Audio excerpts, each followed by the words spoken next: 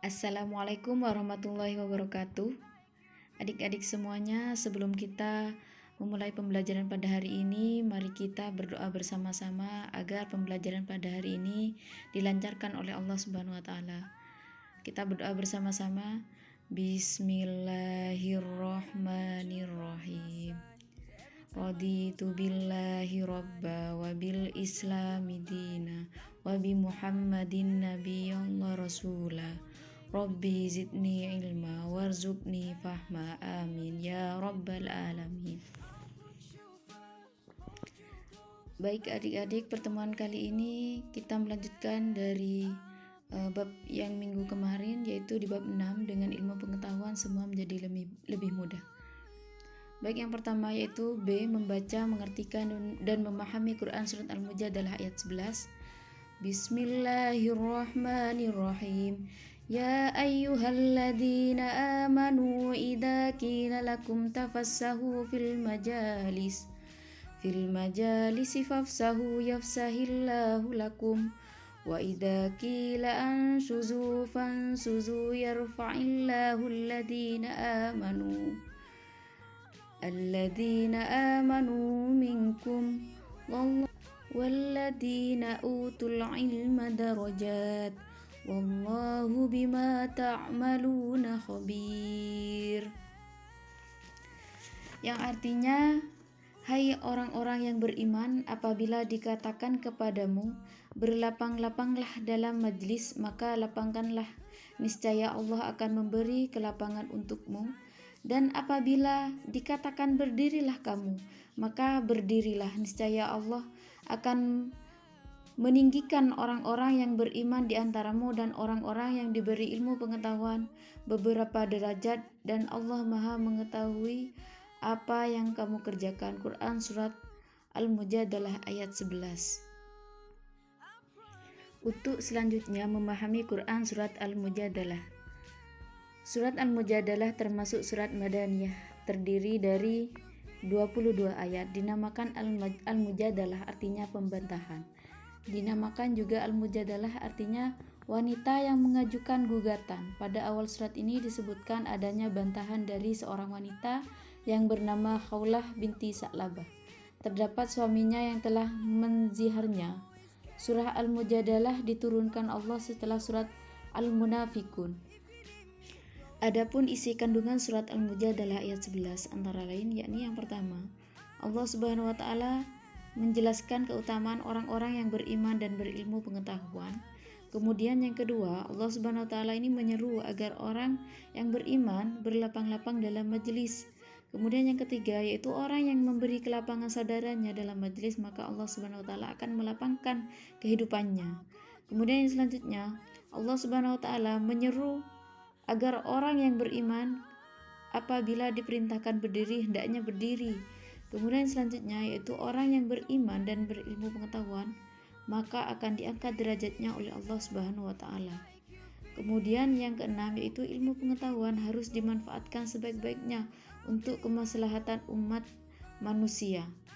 Kemudian yang ketujuh, setiap perbuatan manusia pasti diketahui Allah Subhanahu wa taala dan akan mendapatkan balasannya. Jadi sekecil apapun kebaikan yang kita perbuat maka akan diberikan pahala, akan mendapatkan ganjaran dari Allah Subhanahu wa taala.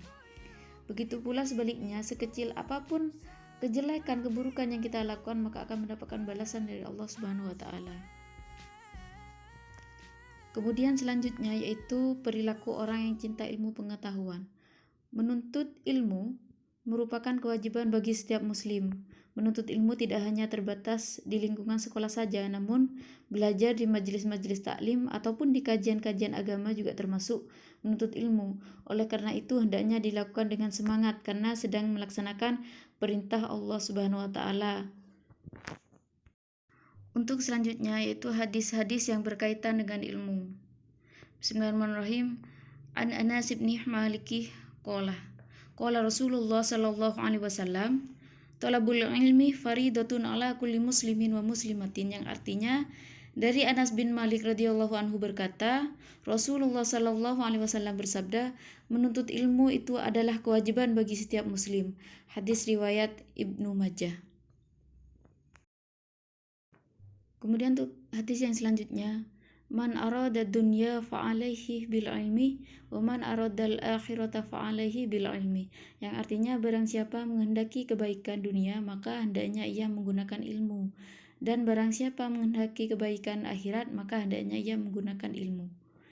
Nasihat Imam Syafi'i disebut memberikan gambaran kepada kita bahwa kebaikan atau kesuksesan hidup di dunia maupun di akhirat hanya dapat kita capai melalui ilmu pengetahuan. Ilmu pengetahuan tidak akan mudah diperoleh kecuali dengan beberapa cara dan strategi yang harus dilalui. Adapun strategi atau guna untuk memperoleh ilmu pengetahuan menurut Imam Syafi'i yakni adalah sebagai berikut. Bismillahirrahmanirrahim. Ahi lan tanalal ilma illa bisittatin sa'umbika an tafsiliha bibayanin daka'un wa hirsun wa ijtihadun wa bulwatun wa suhbatu ustadin wa tulu zamanin. Yang artinya, saudaraku, engkau tidak akan mendapatkan ilmu kecuali setelah memenuhi 6 syarat, yakni kecerdasan, kemauan yang kuat, kesungguhan, berbekalan yang cukup, kedekatan dengan guru, dan membutuhkan waktu yang lama. Sedangkan menurut Imam Al-Ghazali, ilmu pengetahuan itu indah, mulia, dan utama. Sesuatu yang indah itu atau yang disenangi ada 3 macam, yakni 1, yang disenangi karena ada faktor lain di luarnya. Kemudian yang kedua yaitu sesuatu yang disenangi karena nilai eksentriknya. Dan yang ketiga yaitu ada sesuatu yang dicari karena nilai eksentriknya, juga karena ada faktor lain di luarnya. Sikap dan perilaku terpuji yang dapat diterapkan sebagai penghayatan dan pengamalan Quran Surat Ar-Rahman dalam kehidupan sehari-hari, senang membaca buku dan pengetahuan sebagai bukti cinta ilmu pengetahuan, ingin selalu mencari tahu tentang alam semesta, baik di langit maupun di bumi, dengan terus menelaahnya. Kemudian yang ketiga itu meyakini bahwa alam semesta ini diciptakan oleh Allah untuk manusia, oleh karena itu manusia harus berasa haus untuk terus menggali ilmu pengetahuan.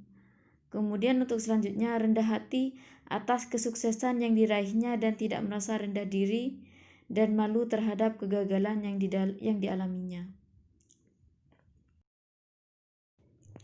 Sikap dan perilaku yang bisa diterapkan sebagai penghayatan dan pengamalan Quran Surat Al-Mujadalah ayat 11 dalam kehidupan sehari-hari, yakni yang pertama, memiliki rasa ingin tahu yang tinggi dan berusaha untuk mendapatkan pengetahuan tersebut. Bersikap sopan saat belajar dan selalu menghargai dan menghormati guru. Kemudian yang ketiga, senang mendatangi guru untuk meminta penjelasan tentang ilmu pengetahuan. Kemudian selanjutnya itu selalu menyeimbangkan ilmu pengetahuan yang dimilikinya dengan keyakinan terhadap kekuasaan Allah Subhanahu wa Ta'ala. Baik, cukup sekian pembelajaran pada hari ini adik-adik. Sebelum kita mengakhiri pembelajaran pada hari ini, mari kita baca hamdalah terlebih dahulu. Mohon maaf apabila ada salah kata dalam pembelajaran hari ini adik-adik. Wabillahi taufik wal hidayah. Assalamualaikum warahmatullahi wabarakatuh.